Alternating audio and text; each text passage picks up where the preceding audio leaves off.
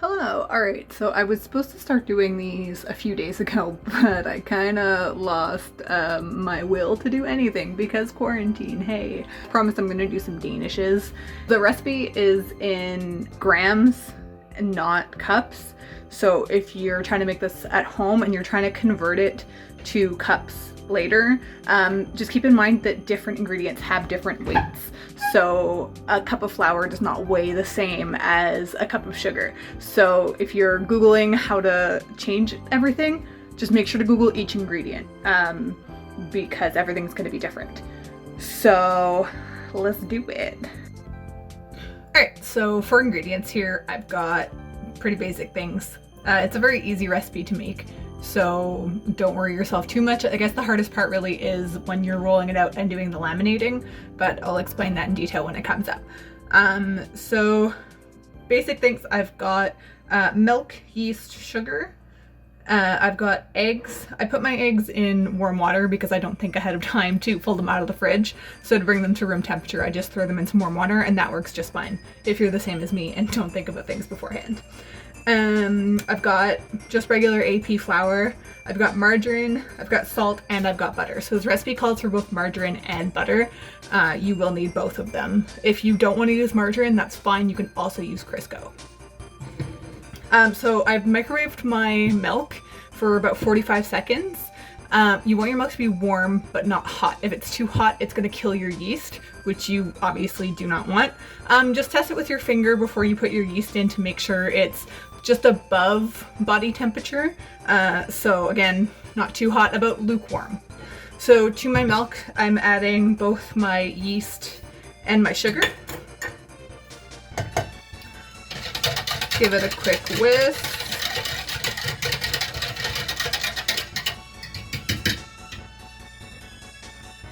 So generally I'll do that before I measure out all of my other ingredients, just so that it has time to activate, because I am using dry active yeast as opposed to instant yeast. So the dry active has to be mixed with a liquid before it goes in with your dry so that it can actually activate. So this guy has to rest for about 5 minutes while it activates. I'll show you the difference in what it looks like later. Because it is a pretty significant difference, and it's how you can tell if your yeast is still active. If it's dead, it's not going to bubble like it's supposed to. It'll just stay the same as it looks right now. So we'll let that guy do its thing. While it does that, we'll add our margarine to our flour, along with our salt. And you got to get your hands in there for this one. So what I'm doing now is I'm breaking the margarine up into small pieces. Pretty much you want it to be a little bit smaller than the size of your pinky nail. So I'm not spending too much time on one piece of margarine though, because I don't want it to melt in my hands because my hands are pretty warm. So what I'm doing is I'm picking up pieces and I'm kind of ripping them apart a little bit, making them smaller, and then moving on to a different piece and doing the same thing. You can either rip or you can squish. It really depends on your preference. It's the same as doing a pie dough by hand. If you've ever made a pie dough by hand before, you're pretty much doing the same thing you would be doing to the butter or the Crisco in that situation as well. Just remember, this is the margarine and not the actual butter. The butter comes in later when we start rolling out our dough. You can also rub it between your hands like this, but again, you're picking it up for about 2 or 3 seconds, rubbing it to make smaller pieces, and then dropping it so that it won't melt in your hands. Super important that it doesn't melt in your hands, because this is going to help you have a nice flaky dough, is having those little chunks of margarine in there. Obviously the butter later is going to help as well, but this is just one of the components that helps it be flaky, which is why you don't want like margarine mush. You want solid little pieces. Alrighty. So mine is done. It's been done for a little bit, but I kind of just like playing with it because I'm, just waiting on my yeast to do its thing. Alright, so we'll set that aside and wash my hands. Alright, so my yeast has become nice and delicious and frothy and gross, so it's ready to go. It's gonna look bad, it's gonna smell bad, but that's what you want. So now we're gonna add our eggs to our yeast mixture, and then we're gonna add everything to the dry.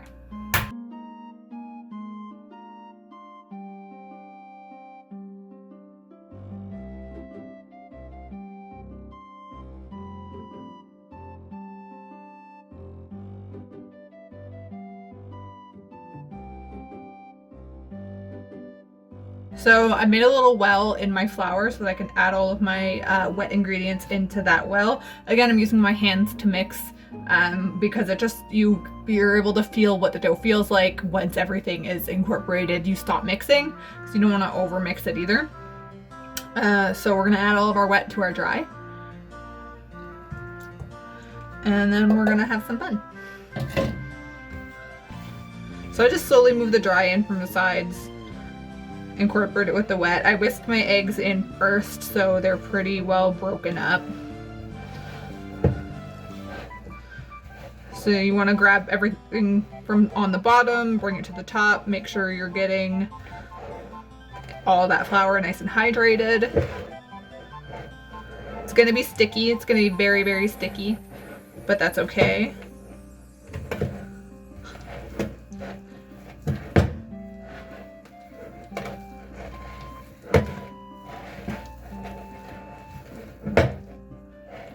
Alrighty, so all of my flour is just incorporated, which is what I want. I'm gonna scrape all of that sticky goodness off of my fingers. Alrighty. Okay, so if you have plastic wrap, that is the ideal thing to use right now. You're just gonna want to take out some plastic wrap and flip your dough onto it, fold it, and put it in the fridge for about half an hour to an hour. Because you just want all of that dough to solidify, so it's going to make it a lot easier for when we roll in that butter later. I do not have plastic wrap here, so I'm using a giant bag. But if you have plastic wrap, that's way more ideal than this because it's easier to rip away from the sticky dough. This is a little bit more difficult, but we're going to make it work. You did it. Your first step to Danish dough is done. So we're going to put this guy in the fridge for, like I said, about half an hour to an hour and just let him solidify for a bit before we move on to our next step. Alright, so the first thing that we're going to do here is we're going to roll out our butter. So what I've done is I grabbed a piece of parchment paper and I put the butter on one side. I just sliced it up, doesn't matter how you slice it. I'm going to roll this guy over. And this isn't even a necessary step, I just find it much easier than trying to put the butter on the dough later with your hands, like when it's still in a brick. It just kind of gives you an even layer. I'm not even really rolling my rolling pin, I'm just kind of using it, I'm pressing with it and smoothing out.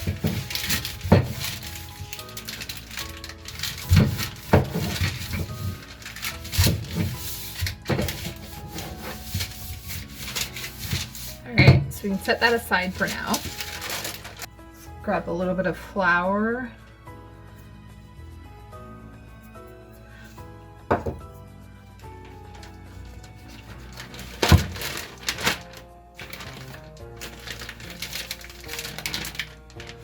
It's a little more difficult than a Ziploc bag. You'll have an easier time if you just use saran wrap. It'll be a little bit easier to get that out, but I just kind of had to flop it out because that's how it has to be. All right, so flour my work surface. I also flour the top of my dough so that my rolling pin won't stick to it too much. Because like I said before, it is a very, very sticky dough. It becomes a little more solid the more you work with it, and once we add the butter and do a few turns. So that's what we're doing right now. They're called turns. So first we're putting the butter on. Once we roll it out, we're gonna get the butter on here, and after that we're gonna do our turns. So a turn is essentially what you're doing to make sure the butter is properly layered throughout your dough. So we're creating layers of butter, very similar to a croissant. So that's perfect for what I need. It doesn't need to be too thin. I just want a decent surface to put that butter on. So what we're gonna do for the butter is we're gonna put it on about 2/3 of the dough. So we'll grab what I have here. So you're gonna notice that's not quite big enough, so we are gonna have to spread it a little bit with our hands. Or you can keep rolling it with your rolling pin if you want to roll it out bigger so that it's more easily transferable for you. You're more than welcome to do that as well. Unfortunately, I don't have the counter space for it since my dough is already rolled out. So what I'm gonna do is I'm just gonna transfer it and then spread it a little bit with my hands or with a spatula, depending on what's easier. Sometimes your hands is just easier. All right, so I've got my little piggy spatula ready to go. So we'll just spread it out a little bit. Like I said, you want it to cover 2/3 of your dough. Why you need your butter to be at room temperature. It's super important, because if your butter is too cold when you're trying to do this, it's just gonna tear your dough, which is definitely not what we want. And it's also gonna make it a lot more difficult to roll out once we fold this in. All right, so what we're gonna start is we're gonna start by folding in the first third that has no butter on it. So we're gonna fold that in onto our butter. Line up our edges there. Try and square this off a little bit. This dough is pretty pliable, so you can kind of put it into the shape you want it to be in. So we have our first third turned over, and then we're gonna put this one over top of that. So this way you have even buttery layers, right? So your first layer was going on top of the butter, and now we have butter on top of this second layer as well. Just gonna throw a little more flour underneath my dough. I can tell it's a little bit dry. And we'll put it on the sides here. So I'm gonna be turning my dough this way, and then we're gonna be rolling it out. So this way you're creating those butter layers that I talked about. So this is the first turn. So the first turn involves us doing that. So we're gonna do 2 turns, then we're gonna refrigerate so that the butter gets all nice and solidified again. Because right now you're gonna notice that the butter is very soft. So again, no specific dimensions here. I'm just rolling it out a little bit thinner. So now we're gonna do the same thing again. We don't have to put butter on top this time because our butter is already in there, but we are gonna do the same folding technique. So you're gonna fold in.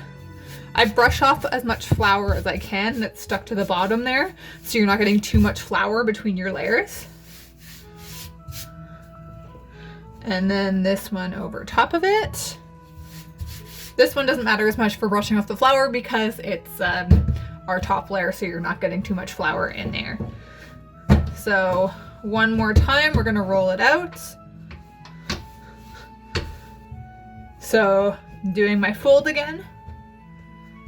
So again, we're just creating all those really nice butter layers. So this guy now is gonna go back in the fridge for at least an hour. Okay, so I kind of put my hand underneath it and balance the whole thing on my arm so that it doesn't rip at all. And again, if you have your plastic wrap, use your plastic wrap to wrap this guy up, because it's gonna be a little bit easier to take it out rather than this plastic bag here, but that's okay. If you are using a plastic bag, try and get some of the air out of there. And then we're gonna put them in the fridge for about an hour. All right, so my dough has been in the fridge for an hour. So time to pull it out. I'm just gonna throw a little flour down here first. You'll notice that the dough is now much less sticky, a little more firm. The firmness is because of the butter, and it's less sticky because you've been working with it more, so it's become a little tougher. All right. So again, just put a tiny bit of flour on top and flour your area you're going to be rolling it out in. It's a little more hard to roll this time, so you got to use a little muscle. If you notice that your dough is sticking anywhere, you can use a little more flour. Try not to use too much flour though. You don't want it getting too stuck to the dough and having a over floury dough. It's going to make it tougher. All right, so there's the first one. So we're going to do exactly the same thing. You fold one side in, brush it off, and you fold the other side in.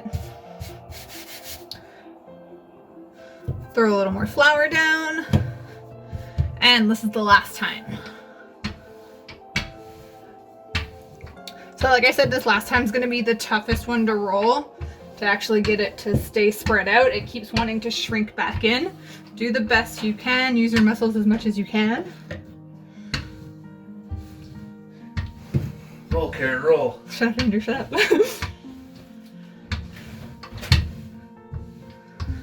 Alright, so last time to fold it, you do the exact same thing. Make sure you're brushing off all that excess flour because you don't want it between your layers. And now this is going to go in the fridge one last time, but it goes in the fridge for a minimum of 12 hours. So I do mine overnight. It can be more than 12 hours if you want. It can be a whole day. It doesn't really matter for that as long as it's a minimum of 12 hours. So mine's gonna go in the fridge until tomorrow, and then we're gonna do all our fillings and stuff then. Alright, so we're getting back to it today. Basically, this guy sat in the fridge all overnight. So now I'm gonna roll it out. And we're gonna be doing two different kinds of Danishes. So two different like patterns, I guess you could call them. Shapes. Shapes is the word I'm looking for. I know English. One of them is super simple and even looks super simple. The other one looks complicated, but it's actually very, very easy. So you'll notice that your dough's basically doubled in height overnight. It hasn't gotten any wider at all. It just grows up. So again, flour on my rolling surface. What I'm going to be doing is I'm going to be cutting the dough in half so that we can roll out half, do one shape, and then roll out the other half and do the other shape. Even if you aren't doing two shapes, if you're just sticking to one, I still suggest cutting the dough in half because it's much easier to work with a smaller piece of dough rather than the entire thing, unless you have a very big counter to work on and roll out. And you're used to rolling out dough, I highly recommend cutting it in half and only working with half of your dough. So we're just gonna put the other guy up in the corner for now.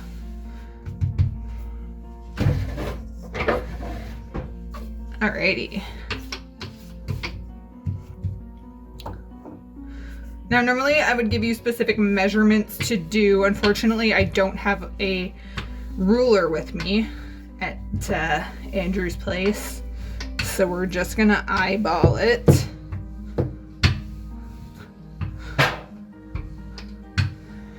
But what I will do is, just because I'm not looking up the specific measurements at the moment, but I'll stick them in the video for you guys to follow so that if you want a specific measurement to cut, you can follow that.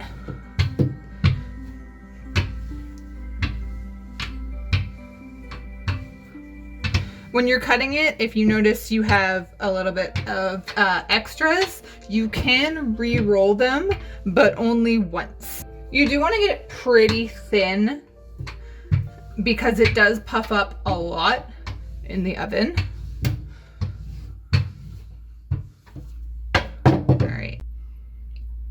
Alright, so I found something square to use as a guide, just because, like I said, I don't have a ruler right now, so it's just going to make my life a little bit easier. The other ones that we're doing are going to be rectangles, so they're a little more forgiving with measurement sizes, whereas these ones you want to be a little more precise. All right, so all of this is going to be extra, and so is this side because it's not quite long enough, as you can see. So we're just gonna, the sharpest knife you have, if you have a pizza cutter, even better, like the ones that roll, because then you can just roll along your line. If you are doing it that way, I do suggest making a cut mark on each side so that you know where you're cutting to.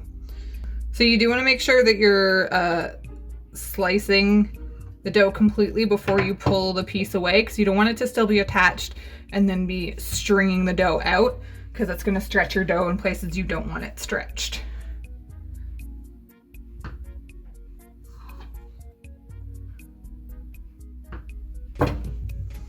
Okay, so I'm gonna re-roll the rest of the dough later. So I'll start with these 4. So these ones I'm gonna be doing blueberry.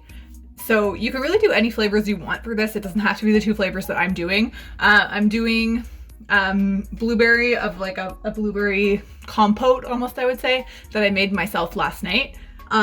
You can use store-bought blueberry jam, you can use raspberry, strawberry, like literally any jam you want is perfectly fine.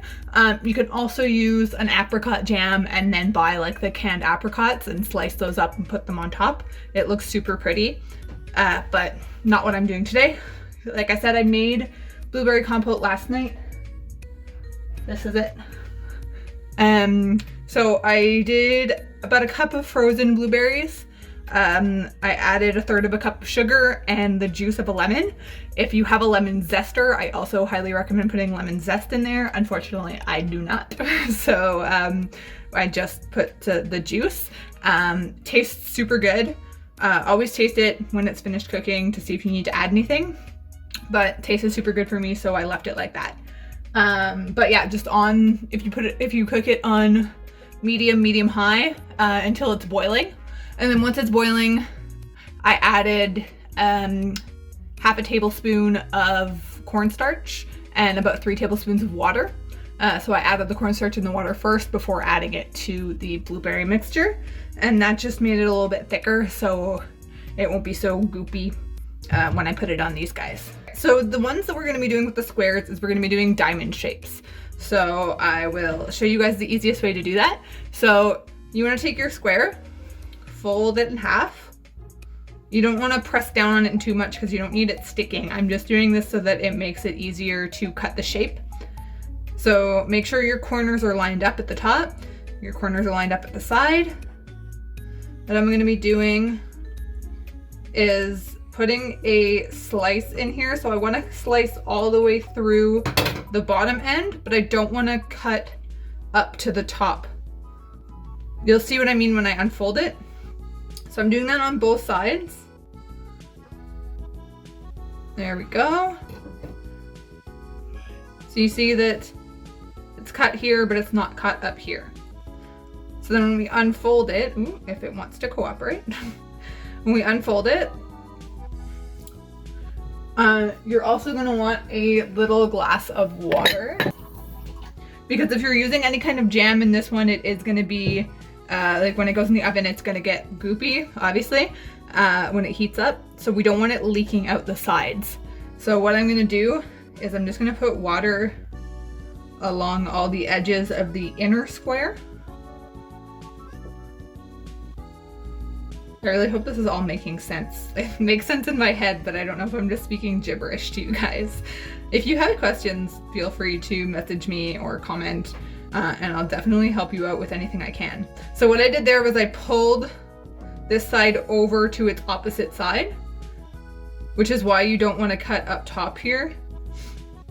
You want to have some of it remaining stable still. So I did the exact same thing on the other side. I pulled from this side over to its opposite side. So you see you have a little diamond in the middle. Now you want to make sure that you're pressing down so you're making a seal, because you're going to be putting that jam in the middle there. So you have your cute little sides. All right, so we're going to put some of our blueberry on there. How much you want on there is completely up to you. I did put a little bit too much, so we're going to take a little bit off. You don't want it completely overflowing the edges, but I do want that flavor, so I'm putting as much as I can. It's okay if it gets a little bit everywhere. It's fine. We're gonna brush it down with an egg wash later anyways, so all those little dots will go away. But all right, so you've got one done, and now you just do the same thing for the rest of them. If you want to wait until the other parts of your dough are completely rolled out as well, so you can do them all at once, you can do that too. Completely up to you and how you want to do the process. But for me, I just want to kind of give myself more counter space because, like I said, I do not have a lot at the moment.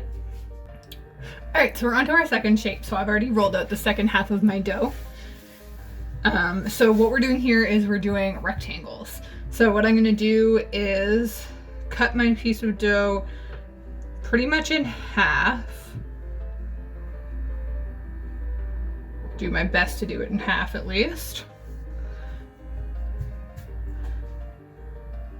And then I'm gonna cut each of these pieces into 3 pieces each. So your whole dough recipe will give you roughly 12 danishes.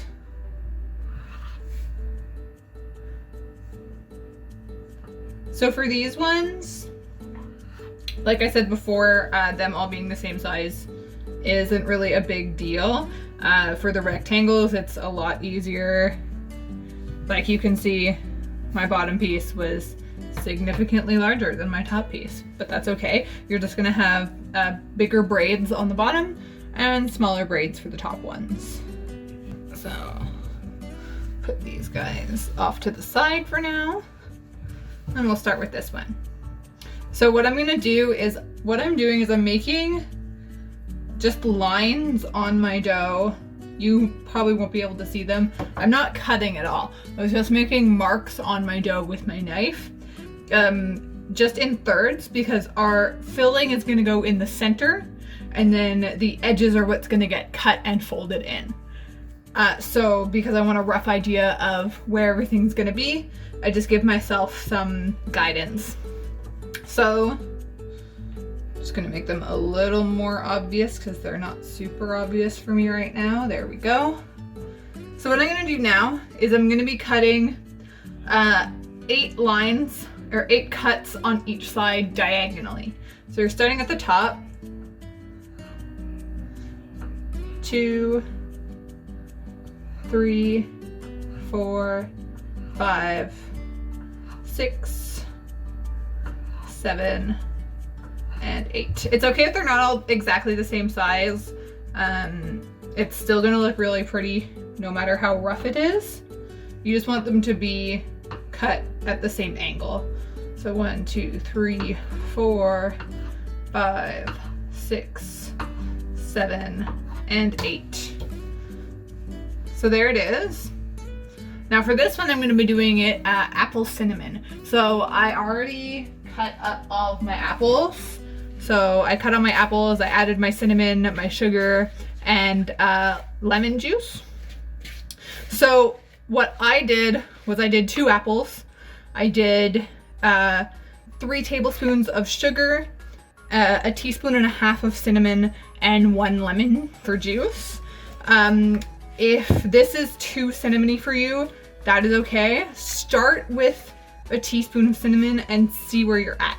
Always taste it, see if you like it. I go a little harder on the cinnamon than some people do because I like really cinnamony, but that's completely up to you on how much cinnamon you want.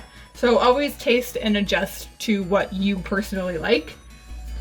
All right, so we're going to put our apples on here. I don't put a specific amount. Like, I don't count my apple slices or anything like that. But I do put a pretty generous amount.